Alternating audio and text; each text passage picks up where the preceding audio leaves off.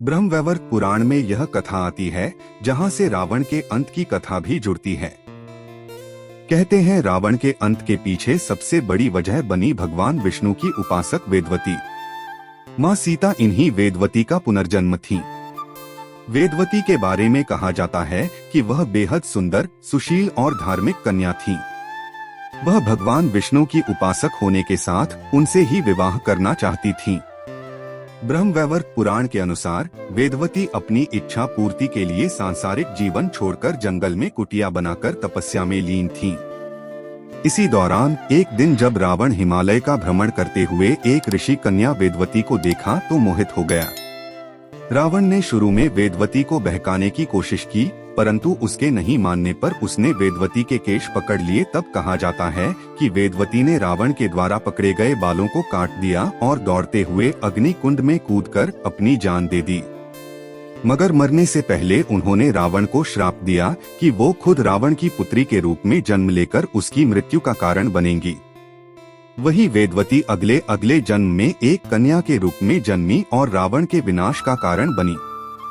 अद्भुत रामायण के प्रसंग के अनुसार ही दंडकारण्य में गृत्समद नाम का एक ब्राह्मण था, जो माँ लक्ष्मी को पुत्री रूप में पाने की कामना से प्रतिदिन एक कलश में कुश के अग्रभाग से मंत्रोच्चारण के साथ दूध की बूंदें समर्पित करता था। कहते हैं उस समय देवासुरों के बीच संग्राम चलता रहता था। कभी असुर देवों पर तो देव असुरों पर आक्रमण करते रहते थे। उसी बीच किसी दिन रावण उस ब्राह्मण की कुटिया पर पहुंच गया। उस समय गृत्समद वहां उपस्थित नहीं थे। इसका फायदा उठाकर रावण ने आश्रम के अन्य ब्राह्मणों और ऋषियों को मारकर उनके रक्त को उसी कलश में भर लिया।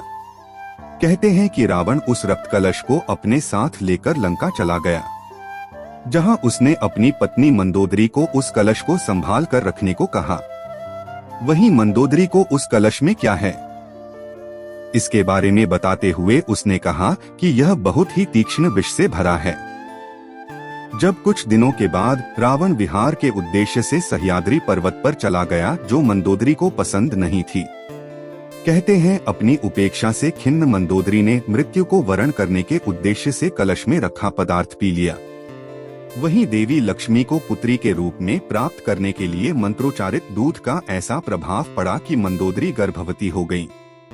तत्पश्चात मंदोदरी ने सोचा कि जब मेरे पति मेरे पास नहीं हैं, ऐसे में जब उन्हें इस बात का पता चलेगा तो वह क्या सोचेंगे। यही सब सोचते हुए मंदोदरी तीर्थ यात्रा के बहाने कुरुक्षेत्र चली गई।